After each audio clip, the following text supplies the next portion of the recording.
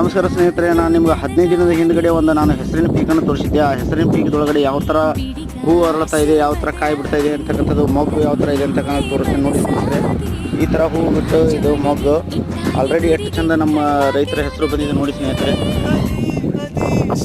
ಈ ಥರ ಇದು ಕಾಯಿ ಬಿಡ್ತದೆ, ಹೆಸರಿನ ಕಾಯಿ. ಇದು ಯಾವ ಥರ ಕಾಯಿ ಬಿಡ್ತದೆ, ಯಾವ ಥರ ಗ್ರೋತ್ ಆಗ್ತದೆ ಅಂತಕ್ಕಂಥದ್ದು ನಿಮ್ಗೆ ತೋರಿಸ್ತಾ ಹೋಗ್ತೀನಿ.